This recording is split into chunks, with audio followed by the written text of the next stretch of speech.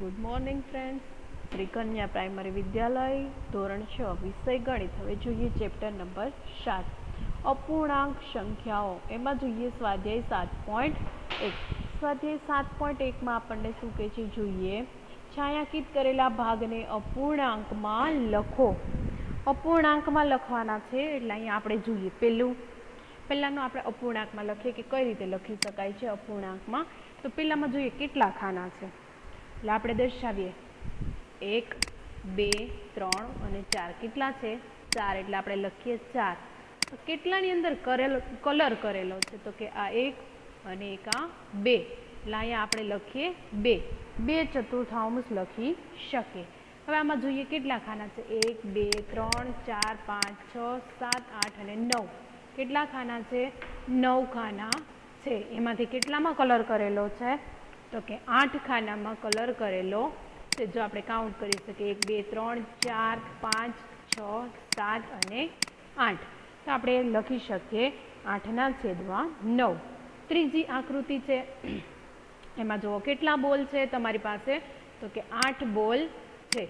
8 બોલમાંથી તમારી પાસે કેટલા બોલ છે એ વ્યવસ્થિત કલર કરેલા છે? તો કે 1 2 3 અને 4. તો 4/8 લખી શકાય. બાજુની આકૃતિમાં જુઓ કેટલા છે? તો કે 4. એમાંથી કેટલા કલર કરેલા છે? તો કે 1. એટલે 1/4 લખી શકાય. પછીની આકૃતિ આપણે જોઈએ તો કેટલા છે ખાના? 1 2 3 4 5 6 અને 7. 7 ખાના છે. એમાંથી કેટલા કલર કરેલા છે? 3 ખાના કલર કરેલા છે. એટલે 3/7. બરાબર. હવે પછી ફ્લાવર જોઈએ. ફ્લાવર કેટલા છે? તો કે 12 ફ્લાવર છે. કેટલા છે? 12 છે. 12માંથી કેટલા કલર કરેલા છે? તો કે 3. જો 1 આ 2 અને આ 3. એટલે 3/12 લખી શકાય. બાજુની આકૃતિ જોઈએ કેટલી પેન્સિલ છે? 10 છે. 10 કલર કરેલી છે એટલે 10/10 લખી શકાય. એ સરખા ભાગો જોઈએ. કેટલા ભાગો છે? તો કે 9 ભાગ છે. કેટલા છે? 9 ભાગ છે. એમાંથી કેટલા ભાગની અંદર કલર કરેલો છે? તો કે 4ની અંદર કલર કરેલો છે. હવે જોઈએ આપણે દાખલા નંબર નીચેના દાખલામાં કેટલી છે પાંખડીઓ? ફૂલની પાંખડી આપી છે. તો ફૂલની પાંખડી છે 8 છે. કેટલાની અંદર કલર કરેલો છે? તો કે 4ની અંદર રંગ કરેલો છે. ત્યાર પછીનું છે એગ્સ. એમાં જોઈએ તો કેટલું? એ બટરફ્લાય તમને આપ્યું છે એટલે એના સરખા ભાગ કેટલા છે? 2 છે. એમાંથી કેટલા ભાગમાં કલર કરેલો છે? 1માં. તો મારે લખવું હોય ત્યારે હું 1/3 તરીકે લખી શકું. બરાબર. ત્યાર પછીનું હું જોઉં દાખલા નંબર 2. આપેલા પૂર્ણાંક મુજબ રંગ ભરો. તો જે આપેલા પૂર્ણાંક મુજબ એને આપણે રંગ ભરવાનો કહે છે કે આપણે એની અંદર કલર કરવાનો છે. હવે જોઈએ પહેલામાં તમને કેટલું કીધું કે 1/6. 6 ખાના છે. એમાંથી 1 ખાનામાં તમારે શું કરવાનું કહે છે? રંગ કરવાનો કહે છે. એટલે ગમે એક ખાનાની અંદર વ્યવસ્થિત તમારે કલર કરી દેવાનો છે. પછી બાજુના ખાનામાં શું કહે છે તમને? બાજુનું 1/4 છે. એટલે 4 ત્રિકોણ છે. એમાંથી એક ત્રિકોણમાં ગમે એમાં તમારે રંગ કરવાનો છે. એટલે ગમે એક ત્રિકોણની અંદર તમારે શું કરવાનું છે? રંગ કરી દેવાનો છે. પછીનું શું કહે છે? 1/3. એટલે ગમે એક ચોરસની અંદર શું કરશું? તમે રંગ ભરી દેશો ગમે. બરાબર. અથવા ગમે કોઈ ડિઝાઇનથી કે ગમે એનાથી ફિલઅપ કરી દેવાનું છે, પેક કરી દેવાનું છે એક ખાનું. એટલે આપણે પેક કર્યું. પછીનું જોઈએ નીચે 3/4. 3/4 એટલે 4 ખાના છે. એમાંથી આપણે 3 ખાનામાં શું કરશું? રંગ કરવાનો કહે છે કે ગમે કોઈ પણ 3 ખાનાની અંદર રંગ કરી દેવાનો છે. તો આપણે 3 ખાનાની અંદર રંગ કરી અને જોઈએ તો આ રીતે તમારે 3 ખાનાની અંદર રંગ ભરી દેવાનો છે. એટલે કે આને આપણે 3/4 કહી શકીએ. બાજુની આકૃતિ છે 9 ખાના છે. એમાં ગમે 4 ખાનાની અંદર રંગ કરવાનો છે. કેટલા ખાનાની અંદર? 4 ખાનાની અંદર. ગમે 4 ખાનાની અંદર આપણે રંગ કરવાનો કીધો એટલે ગમે તમે 4 ખાના લઈ લ્યો. 4 ખાનાની અંદર વ્યવસ્થિત રંગ કરો અથવા તો કોઈ ડિઝાઇન બનાવવાની છે. 4 ખાના કીધા એટલે આપણે 4 ખાના ફિલઅપ કરશું. જોઈએ અહીંયા આપણે એના 4 ખાના મને અંદર રંગ કર્યો. બરાબર. ત્યાર પછીનો પ્રશ્ન છે એ શું કે છે જોઈએ. ત્યાર પછીનો પ્રશ્ન છે એ જો કોઈ પણ ભૂલ હોય તો તેને ઓળખો. એમ કે છે કોઈ પણ ભૂલ હોય તો તેને ઓળખવાની છે. હવે શું કે છે? પહેલું ચિત્ર. આપેલા ચિત્રમાં કરવા માટે આપેલા ભાગ છે સરખા છે નહીં. કેમ કે ભાગ છે એ નાના મોટો છે. છાयांકિત ભાગ 1 એ આખા ચિત્રમાં 1/3 ભાગ છે નહીં. સરખે સરખા ભાગ છે નહીં. શું છે? સરખે સરખા ભાગ નથી. કેમ કે બે એક સરખા ભાગ હોય તો સરખા કહી શકાય, પણ આ ભાગ છે સરખા છે નહીં. આપેલ ચિત્ર હવે જોઈએ બીજું. આપેલ ચિત્ર કરવામાં એમ કે છે કે 4 ભાગ, બરાબર. પહેલો, બીજો, ત્રીજો અને ચોથો, 4 ભાગ સરખા દેખાય છે? તો કે નથી દેખાતા. કેમ કે આ બાજુના બંને ભાગ છે કેવા છે? મોટા છે. જ્યારે આ બે ભાગ કેવા છે? નાના છે. એટલે ભાગ સરખે સરખા દેખાતા નથી. હવે આકૃતિમાં આપણે ત્રીજીમાં જોઈએ.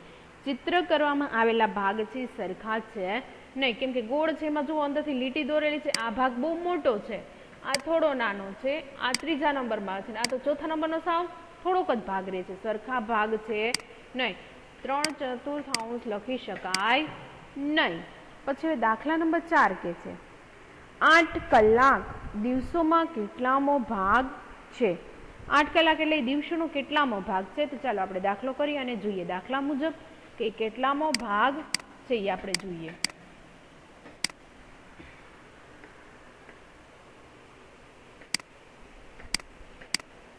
સ્વાધ્યાય 7.1 એની અંદર આપણે જોઈએ દાખલા નંબર 4.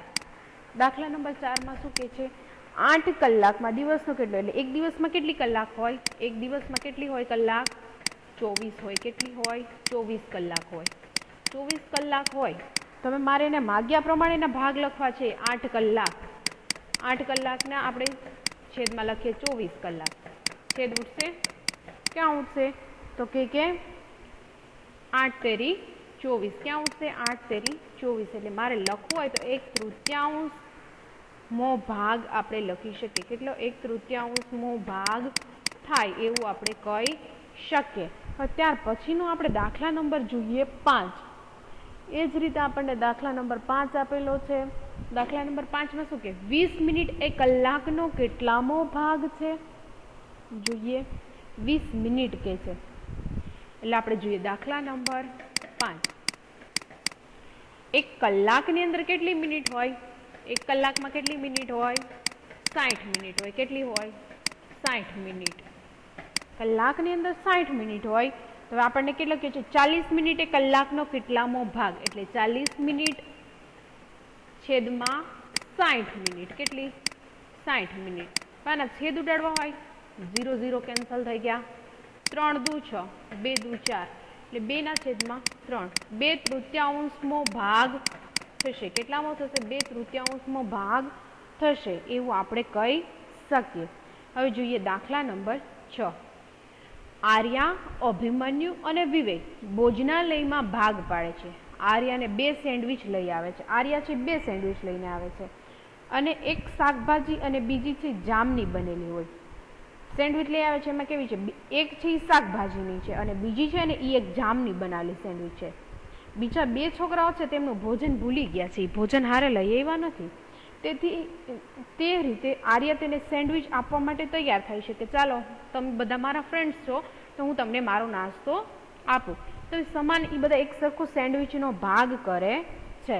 તો એ જોઈએ પેલું એ શું કે છે? આર્યા તેની સેન્ડવિચ કેવી રીતે વહેંચશે? તેથી બધાને એક સમાન ભાગ મળે. એટલે હવે જોઈએ કે કઈ રીતે એ વહેંચશે તો બધાને સમાન ભાગ મળે. એટલે આ હતી સેન્ડવિચ કેટલી? તો કે 2 સેન્ડવિચ હતી અને છોકરા કેટલા હતા? 3 હતા. છોકરા 3 હતા. એટલે કઈ રીતે વહેંચશે આપણે જોઈએ દાખલા નંબર 6. દાખલા નંબર 6માં કઈ રીતે વહેંચશે? આર્યા છે 2 સેન્ડવિચ છે ને 3 છોકરા છે એટલે વહેંચણી કરવાની છે. તેથી એને 2 સેન્ડવિચના કેટલા ભાગ કરવા જોશે? 3 ભાગ કરવા જોશે. 2 સેન્ડવિચના 3 ભાગ કરીશ એક સરખા ત્યારે બધાને 2 ભાગ આપશે. હવે બીજામાં શું કીધું? દરેક છોકરાએ સેન્ડવિચનો કેટલામો ભાગ મળ્યો હશે? તો એક સેન્ડવિચ હતી, બરાબર. એટલે એનો ત્રીજો ભાગ બધા છોકરાઓને મળ્યો હશે. કેટલામો મળ્યો હશે? 1/3 ભાગ મળ્યો હશે. તો આપણે આ એનો જવાબ થયો, આ બીનો જવાબ થયો. ત્યાર પછીની રકમ જોઈએ દાખલા નંબર 7. કંચન છે એ કાપડને ડાય કરે છે. તેમ 30 કાપડને ડાય કરે છે તો તેને 20 કાપડને ડાય કરી લીધી હતી. તો તેને કેટલામાં ભાગના કપડાને ડાય કરી લીધેલી હતી? ચાલો આપણે જોઈએ દાખલા નંબર 7. દાખલા નંબર 7 જોઈએ. દાખલા નંબર 7 ની અંદર શું કહે છે? કંચન એ કપડાની ધુલાઈ કરી લીધી હતી, બરાબર. કુલ કપડા કેટલા હતા? કુલ કાપડની સંખ્યા કેટલી હતી? તો કે 30. એમાંથી કેટલાને ડાય કરી લીધેલી હતી? ડાય કરેલ કેટલા હતા? તો કે 20. કેટલા હતા કપડા? 20. હવે ડાય કરી દીધેલ કપડાની સંખ્યા ના છેદમાં કુલ કાપડની સંખ્યા શું કરશું? ડાય કરેલા અને છેદમાં કુલ કાપડ. ડાય કેટલાને કરી હતી? એને તો કે 20 ને. કુલ કાપડ કેટલું હતું? 30. છેદ ઉડાડો, વૈધા 2 ના છેદમાં તૃતીયાંશમો ભાગ, બરાબર. 2/3 ભાગના કપડાને શું કરવાનું હતું? બાકી હતી. આટલા કપડાને ડાય કરી લીધેલી હતી. સોરી, 2/3 કાપડને 2/3 ભાગના કાપડને એને ડાય કરી લીધેલી હતી. હવે જોઈએ દાખલા નંબર 8.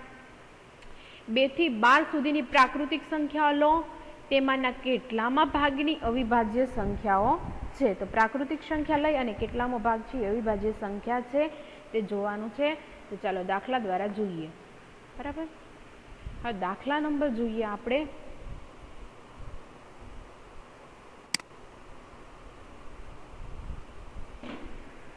દાખલા નંબર 8.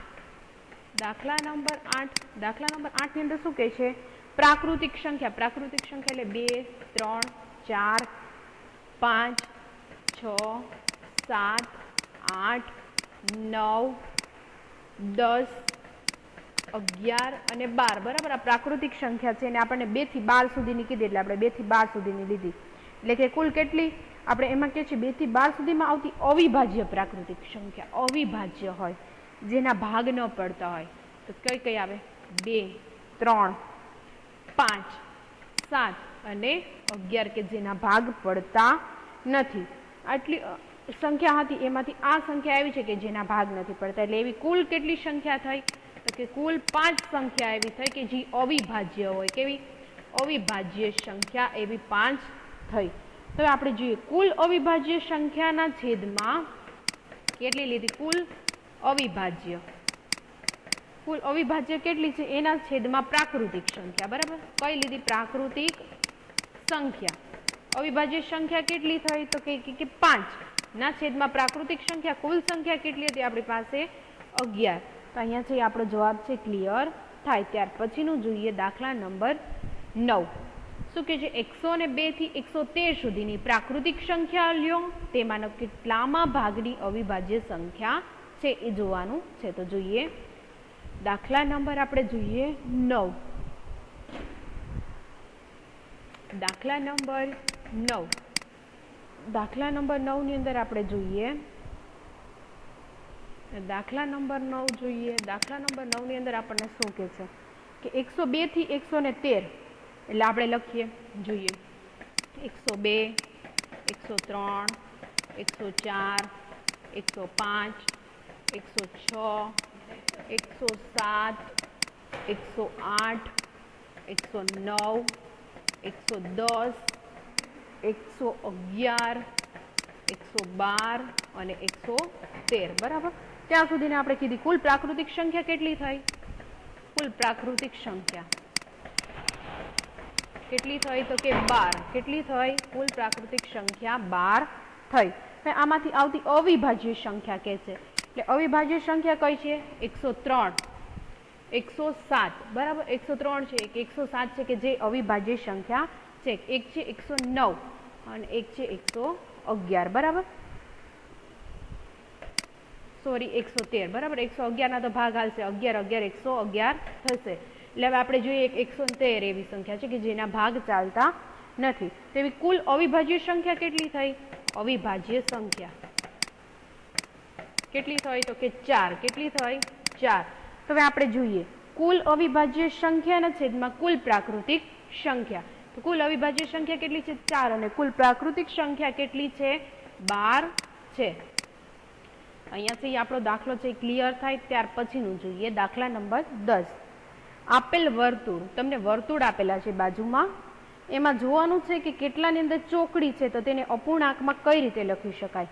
કુલ વર્તુળની સંખ્યા કેટલી છે આપણી પાસે જોઈએ તો કે 8 છે.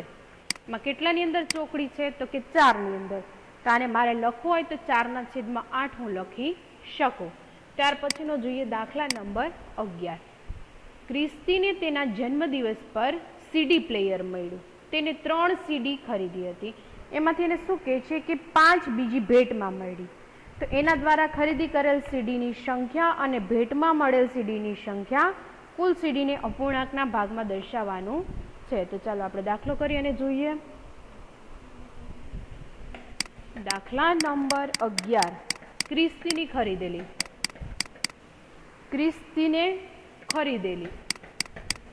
કેટલી સીડી હતી તો કે 3. ભેટ મળી.